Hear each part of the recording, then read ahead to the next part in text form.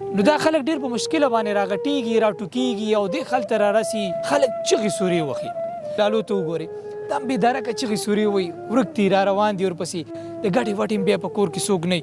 څه ورک دي څه مړه دي څه غیب دي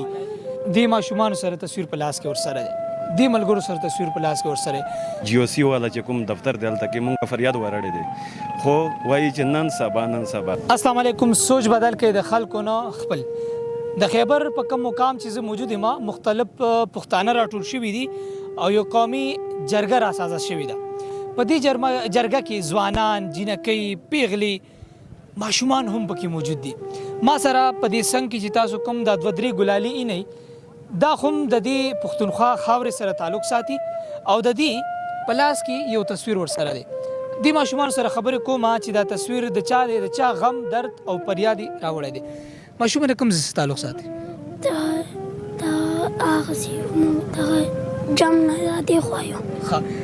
دا په لاس کې چې کوم تصویر د سره دی دا څوک دی او چرته دی ما دې پته نه لګي ورک شوی دی څومره ټایم شو لس کاله شو یعنی 2014 نه دا ورک دی نو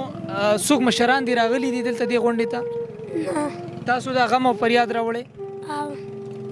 او دا څنګه چې د کومې ماشومانې ولاړې دا دي سري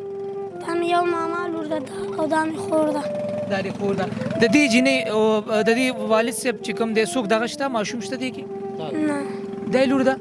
نه ښه دی لور نه ده ښه نو تاسو دا درد راوړی دلته کې مشرانو درته وویل څنګه درته پته ولګېدله څنګه رالې دلته موږ ته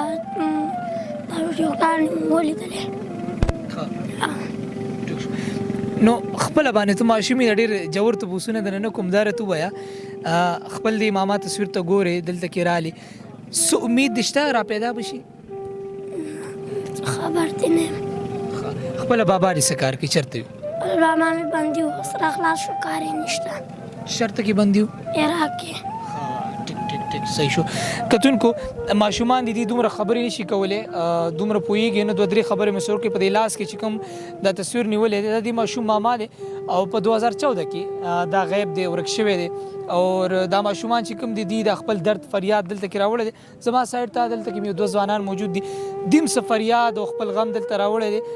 تاسو کوم ځای تعلق ساتئ سر جی مونږ نرد وزیرستان تحصیل دوسلي کې تعلق ساتو دا کوم تصویر کوم فلیکس چې د لاس کې نیولې دا څه کیسه ده سر جی دا د مونږ کلیوال دی او مونږ سټوډنټ ورسره پاتې شوي یو انت د دې ګومل نه اوس را فارغ شوی یو پرایویټ سکول کې ټیچر دی څه پاتای نه لګي مونږ هر تلسیدار حال جی او سی والا چې کوم دفتر دی هلته کې مونږ فریاد ورړی دی خو وایي چې نن سبا په 17 تاریخ باندې 17 ستمبر باندې اوچت کړی دی یو د سکول ټیچر دی پرایویټ سکول ټیچر جاب کوي نو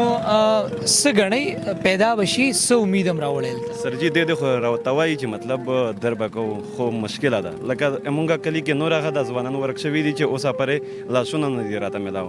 15 20 سال کېږي خو اوسه پرې یا میلاو نه دي دې جرګې ته څومره پورې اعتماد وي څومره پورې ورته خوشحاله وي چې څه نه څه حل به م راوځي انشاءالله سر جی مونږ خو د 2017 نه چې کوم پی ټي ایم جوړ شوی دی مونږ سټارټ نه ورسره ولاړ یو خو مونږ امید دی دغه منظور دی نه یا د نورې مشرانې نه چې کوم تاسو میډیا والا یې مونږ امید دی چې تاسو د مونږ اواز رسوي هلته کې انشاءالله د مونږ کسانو را پیدا کېږي ډېره مهرباني کتونکو زه به صرف د پروګرام اخره کې یو خبره وکړم تاسو یقین وکړئ دې ماشومانو سره تصویر په لاس کې ورسره دی دې ملګرو سره تصویر په لاس کې ورسره په دې پښتون قومي جرګه کې بې شمېره خلک داسې دي چې د خپل خپلوانو تصویرانې په لاس کې نیولي څه ورک دي څه مړه دي څه غیب دي خلک چغې سورې وهي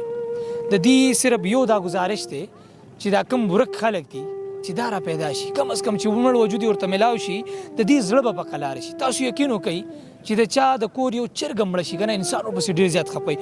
دا له غټ پټ انسانان دي د ده به